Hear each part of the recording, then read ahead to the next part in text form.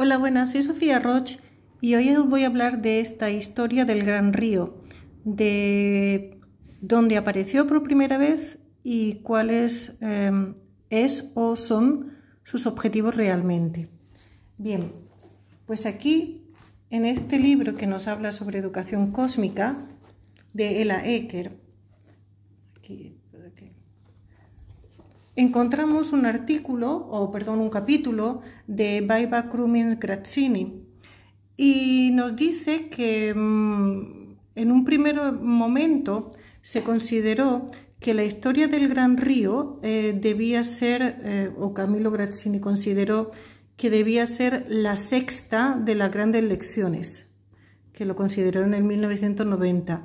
Pero por diferentes motivos que se explican aquí, a mí no reconoció a esta fábula o historia del Gran Río como una de las 5 grandes lecciones. Por eso son 5 grandes lecciones, aunque Camillo Grazzini había propuesto en el 90 que fuese la sexta, por diferentes razones. Bien, entonces, ¿dónde apareció o cómo apareció? Bueno, pues aquí Baiba nos explica que la idea del Gran Río es idea de María Montessori, que apareció por primera vez o que se presentó por primera vez en el curso avanzado de Kodaikanal en la India, en el curso del 43-44, y que en los archivos de Camillo Grazzini hay 3 versiones: la de Kodaikanal, la del curso avanzado de Bérgamo de 1961 y la del curso avanzado del curso de AMI en Bérgamo también en el 69. Entonces nos dice que la versión que aparece en este libro es la de Bérgamo del 61. Pero yo quería decir, bueno, que es la publicada, la que se conoce, ¿vale? Y que fue publicada por primera vez, así, en la NAMTA Journal en el 2005, a cargo de Baiba Krumins, Grazzini, que lo encontró en los archivos de Camillo Grazzini, ¿ok? Pero realmente, antes de este curso de Bérgamo, se realizó el primer curso avanzado en Londres en el 57-58 y realmente yo tengo ese curso, medio en inglés, medio en alemán. Y aquí Mario Montessori nos habla también del Gran Río, ¿vale?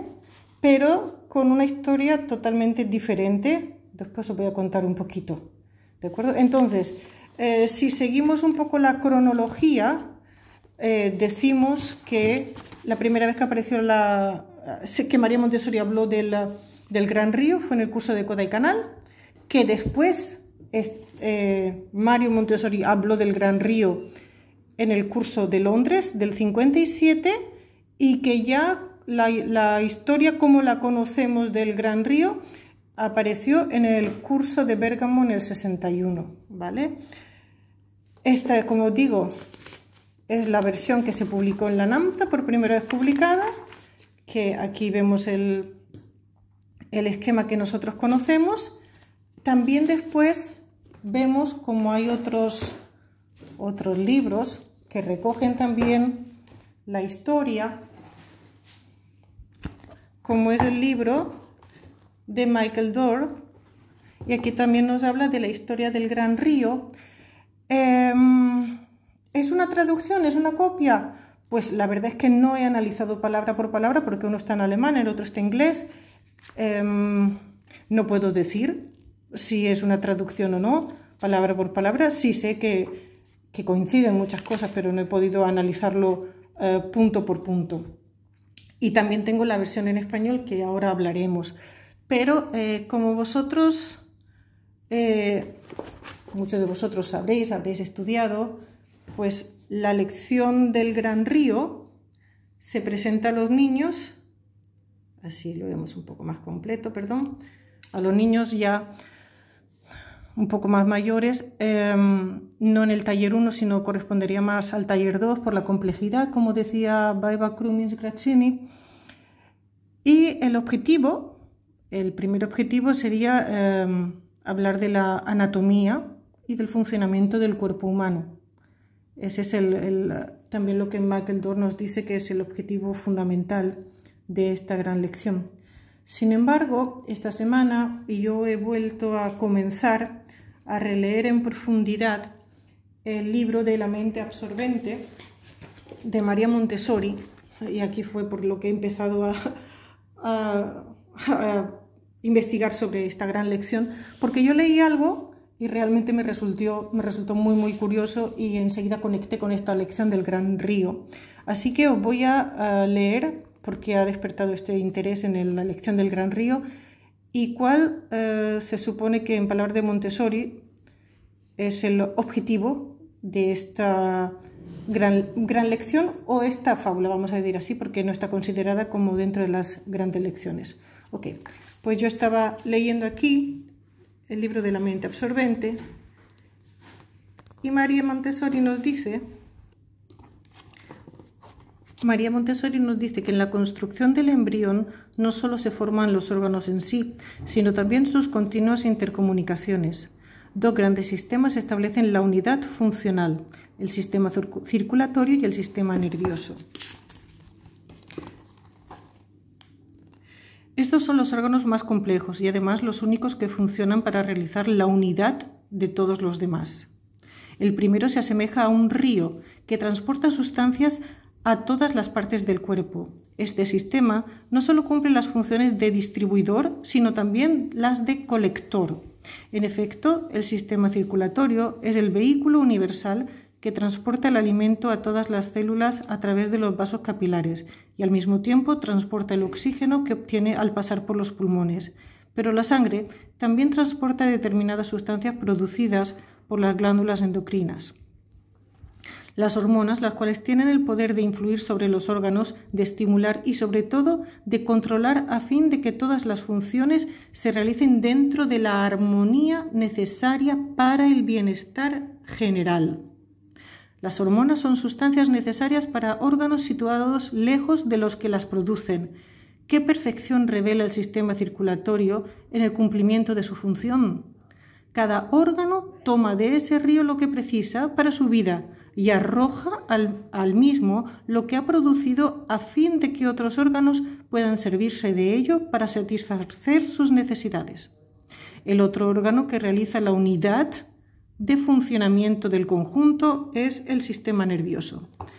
Es el órgano que dirige, concentrando en el cerebro una especie de puesto de mando que transmite órdenes a todos los elementos del organismo a través de los filamentos nerviosos. Atención. En nuestra sociedad también se ha desarrollado un sistema circulatorio.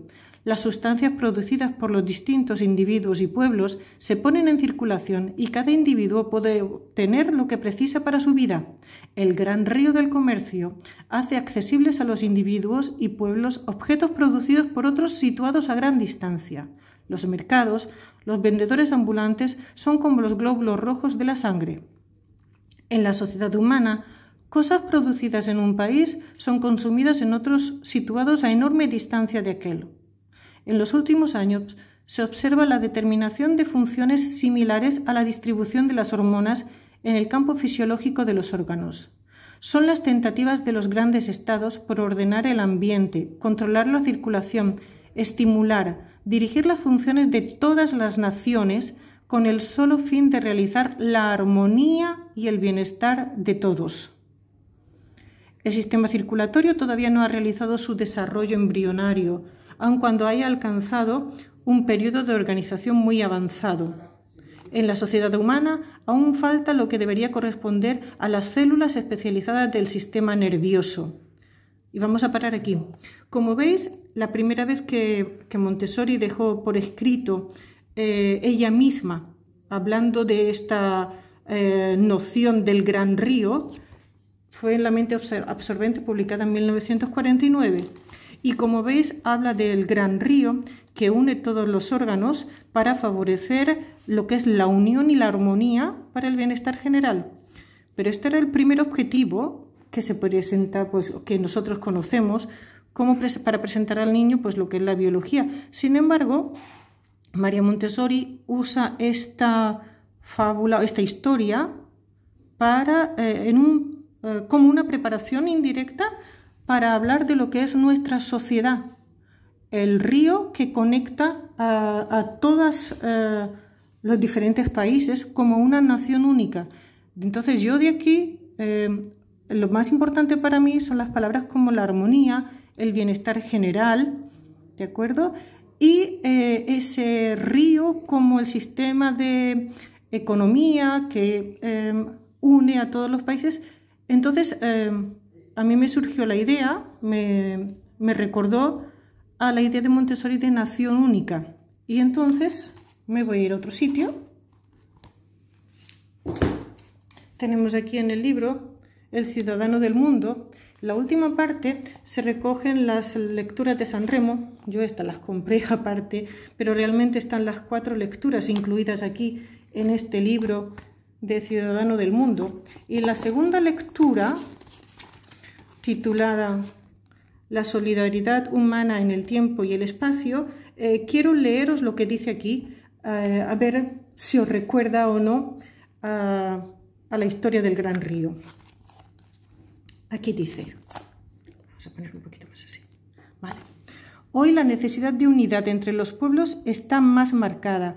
Se ha vuelto simple intercambiar materias primas, mercancías y los distintos productos de nuestra civilización actual. Sin embargo, aunque la necesidad de unidad material entre los pueblos se percibe universalmente y es evidente que las últimas barreras entre los distintos países desaparecen rápidamente, el entendimiento espiritual que solo puede llevar a la unidad entre todos los hombres sigue faltando. ¿Qué procedimiento debemos seguir para unir a todos los hombres? Muchos dicen que es necesario aumentar su buena voluntad, induciéndolos a sacrificarse por otros. Para este fin es necesario crear un estado de armonía entre el entorno y el individuo, combatir el egoísmo, despertar en el hombre la voluntad de trabajar para otros. De hecho, no existe nadie que no trabaje para otros. Por necesidad, todos y cada uno de nosotros dependemos del trabajo de otros y estamos obligados a trabajar para otros, igual que todos los órganos del cuerpo humano. Son los hombres los que mantienen vivos a otros hombres. Cada uno vive gracias a la vida de otros y cada uno contribuye a la vida del otro. Ciertamente esto no se hace con espíritu de sacrificio, pero se hace. El hombre depende exclusivamente del hombre y se dedica totalmente a las actividades que le son útiles a otros. Más bien, la cuestión es lograr un cambio radical en la manera en la que vemos las relaciones humanas, intentando influenciar en la conciencia del hombre al darle nuevos ideales, luchando contra la indiferencia e incomprensión, despertar en el espíritu del hombre un sentido de gratitud hacia otros hombres. Esto también se puede hacer con niños. Yo creo que la vida sería mucho más sencilla y serena si todos los hombres se unieran a través del sentido de profunda gratitud, que no es más que una manera de participar en el poder divino de la creación y en la bondad universal. Deberíamos agradecer la divina providencia por alentar la evolución de relaciones interdependientes, haciéndola de tal manera que los hombres dependan de la ayuda de otros hombres para todas las necesidades de la vida, contribuyendo así al bien común. Esta es otra palabra que, como hemos visto, se repite en la historia del Gran Río. La cooperación entre los hombres a la que me refiero debería representar una norma común de la vida, una regla, no una excepción, y debería hacer posible que cada uno participara en el bien universal, lo que llama María Montessori la tarea cósmica, a los hombres que han creado una supranaturaleza. Y ahora vemos aquí, en este librito, dice, el hombre ha logrado una gran proeza al establecer un sistema de intercambio casi perfecto, similar al sistema circulatorio del cuerpo humano. Vemos aquí otra vez cómo María Montessori, igual que en la mente absorbente, hace una equivalencia entre lo que es la historia del Gran Río, el sistema circulatorio que conecta todos los órganos y favorece el bienestar común, la armonía, con el sistema de intercambio casi perfecto entre los diferentes países. Seguimos. ¿Por qué entonces insistimos en decir que deberíamos educar a los hombres para lograr la unidad universal? La unidad universal ya está aquí, existe. El asunto es, pues, hacer todo lo posible para ayudar a la humanidad a ser consciente de esta realidad, sustituyendo la perfección de una necesidad de crear una unión entre los hombres, revelando que los lazos de interdependencia y solidaridad social entre los pueblos de la tierra ya existen, son reales y fuertes, pero el hombre debe ser consciente, y esto es una de las ideas que Montessori repite continuamente, hacer consciente al hombre de su posición en el universo. Esto es por lo cual un elemento indispensable en la educación de los niños. Es la historia de la civilización humana en sus distintas etapas, la transición de la tribu al grupo y a la nación. Nuestra civilización ha alcanzado un punto muerto. Nunca antes los hombres han dependido los unos de los otros como lo hacen hoy. Ninguno podría vivir solo o bastarse consigo mismo.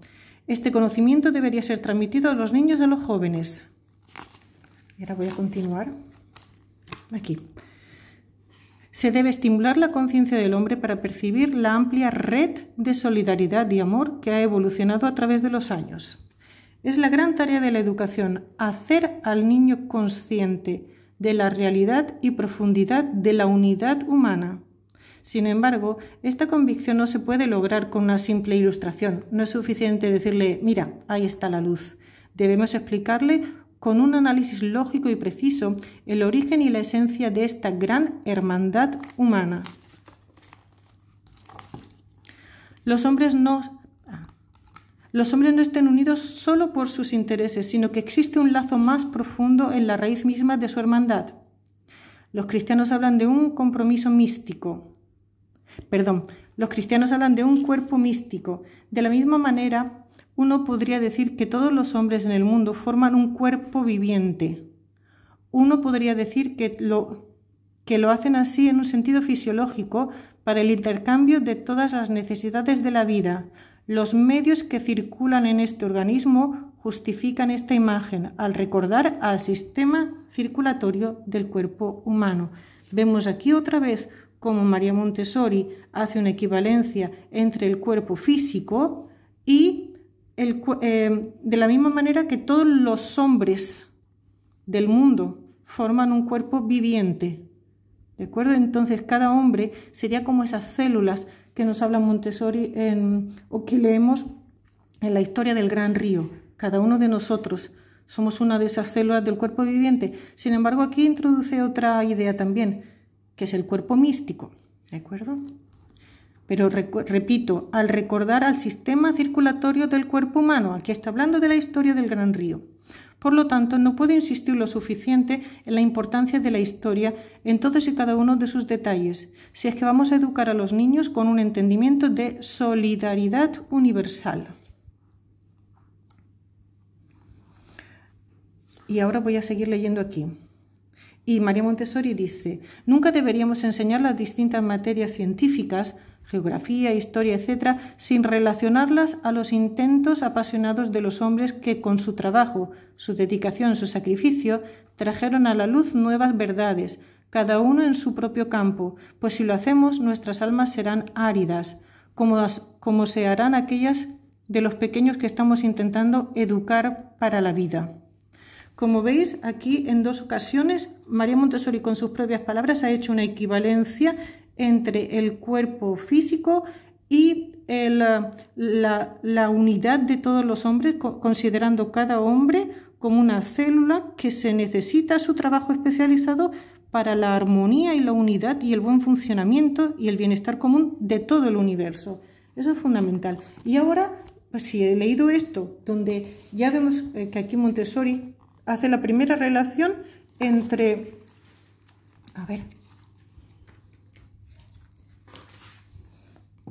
directamente el río y lo que habla de nuestra sociedad, ¿vale? En la mente absorbente. Vemos como aquí es que lo dice dos veces, el cuerpo viviente con el sistema circulatorio humano. Y aquí lo dice otra vez, nos recuerda al sistema circulatorio del cuerpo humano. Bien, pues entonces ahora voy a coger una versión en castellano de la historia del Gran Río, y vamos a ver las palabras destacadas. Bien, en primer lugar, la historia del Gran Río debería llamarse La Nación del Gran Río. Y esto no lo digo yo. ¿Quién lo dice? Pues lo dice aquí Mario Montessori en el curso de 1957-58 en Londres, y lo dice aquí, que sería mejor llamarlo La Nación del Gran Río. ¿De acuerdo? Y dice después el cuerpo humano. ¿Vale? Hay cosas interesantes aquí. Esta historia no tiene nada que ver con las historias que nos han llegado a nosotros. Y bueno, por algunas cosas...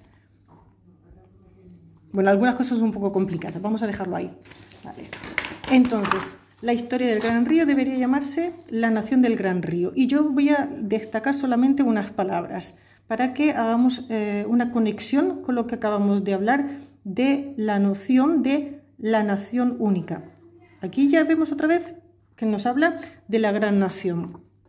Aquí dice, no tienen conocimiento de la razón por la que trabajan, no saben por qué realizan su trabajo y no reciben dinero por él. No tienen conocimiento. Aquí nos habla de la idea de que la tarea cósmica es inconsciente. ¿Vale?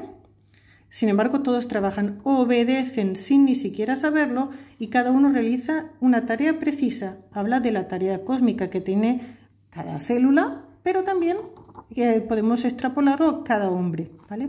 Y dice, es la armonía, es la razón de la vida, porque si la nación perece, perece también todos sus habitantes. Entonces aquí está hablando del cuerpo humano, pero también está hablando de todo el universo. Y dice que cada uno está unido al todo, y este todo para mí debería estar en mayúscula. Todo el universo está unido al castillo amurallado. Y dice, reinan la concordia, el trabajo y la armonía.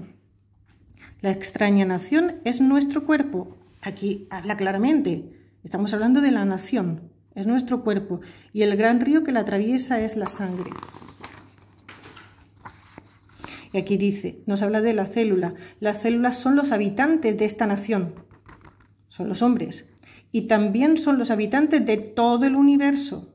Y aquí dice que en secreto, ¿de qué están hechos cada uno de esos habitantes? Estamos hablando de la célula. Dice que en apariencia son únicamente agua, pero en secreto lleva la posibilidad de construir todo lo que existe, incluso la vida misma. Si pensamos lo que dice Montessori del ser humano, que todos tienen las potencialidades latentes, que en un primer momento no sabemos lo que van a desarrollar, en lo que se pueden construir. Esta sustancia es la esencia de la Tierra misma y del cosmos entero. Es una nada rica de una sensibilidad prodigiosa que puede ser llamada espiritualidad. Es una nada. Montessori dice que en el primer momento embrionario como que el niño no es nada, parte del cero que dice ella, y aquí dice es una nada. Aquí hemos visto también un poquito que habla del egoísmo y el amor. En las otras historias se desarrolla mucho más la idea del egoísmo y el amor. ¿Vale? Y dice, de esta forma el trabajo, que parece ser realizado solamente por placer, termina por serle útil a todos. Como hemos leído aquí en el libro de Ciudadano del Mundo, en la lectura de San Remo, beneficiar para todos, que sea beneficioso para todos. Y aún sin saberlo y sin quererlo, trabajar para los demás. Por lo tanto, cada uno, aún sin saberlo y sin quererlo, trabaja para los demás y nadie puede aislarse. Esta es la ley que gobierna a la nación que estamos estudiando y también gobierna toda la creación. Los seres vegetales y animales que actúan sin voluntad propia, como las células de nuestra nación, obedecen a este gran diseño cósmico divino. Hablamos de la tarea cósmica que tiene cada persona dentro del universo. Y aquí dice, el hombre, sin embargo, posee una inteligencia especial que le da la posibilidad de actuar libremente, por lo que ha tratado en más de una ocasión de rebelarse a esta ley. Creyó ser tan potente como para poder desobedecer y fue castigado y llevado a la ruina. Esto es muy importante, porque esta es la idea general que Montessori considera como el pecado original, de que se creyó tan potente, ¿de acuerdo? Como que él podía ser superior a Dios, como para desobedecer. y fue castigado y llevado a la ruina. ¿Por qué es importante esto de desobedecer? Bueno, voy a continuar y ahora lo explico. Todos los seres dependemos unos de otros. No existen barreras tan altas para poder aislarlos unos de otros. A través de nuestro estudio, que no es la ley de la destrucción y del odio la que gobierna, sino la ley del equilibrio y el amor. El equilibrio entre el desarrollo del hombre y el medio ambiente. Pero quiero volver a esta idea de desobedecer, ¿vale? Y aquí vuelve a decir, como las células de nuestra nación obedecen a este gran diseño cósmico. ¿Por qué lo quiero resaltar? Porque esta idea de obedecer, llevada a un extremo, la he encontrado en esta lectura un poco rara, que Mario Montessori dio en el 58 en Londres, donde yo he encontrado. Y aquí al final, en rojo además, lo escribió en alemán, la idea fundamental en rojo, y dice: es la obediencia inconsciente la que reina en todo el reino de la vida. Solo la obediencia conduce a la felicidad y la desobediencia significa muerte. Así es como termina la lectura de Mario Montessori del 58, por lo cual yo creo que por eso y por muchas otras cosas que dice se modificó, y entonces la lectura que nos llega a nosotros, la realmente publicada por la NAMTA, es esta, que publicada por Baiva Krumins-Grazzini, y sabemos, como hemos visto en estos libros, que la idea del Gran Río parte de Mario Montessori, aunque no la historia que nos llega a nosotros, no esa fábula que nos llega a nosotros, no es la fábula o la historia de Montessori, pero sí la idea. Y que si muchas veces nos quedamos con que la historia del Gran Río es una historia para presentar a los niños la anatomía y la fisiología del cuerpo humano, debemos pensar un poquito más allá, y que ese es podría considerarse como una preparación indirecta para unos niños mucho más mayores, para que vayan comprendiendo la teoría de la interdependencia y la idea última de Montessori de una nación única en armonía. Y este no es el último escalón, después iría todavía un peldaño más arriba, más abstracto, pero eso ya lo vamos a dejar para otro día, que también lo encontramos en las lecturas de San Remo. Pero la idea fundamental, quiero que quede claro, es que la nación del Gran Río, esta historia, no nos debemos quedar solo con la idea de que es una lección de anatomía o de fisiología, sino que debemos ir preparando la mente del niño para extrapolarlo a lo que es el cosmos en general, el universo, y lo que es la tarea cósmica de cada célula y de cada persona. Bueno, espero que os haya gustado. Muchas gracias. Adiós.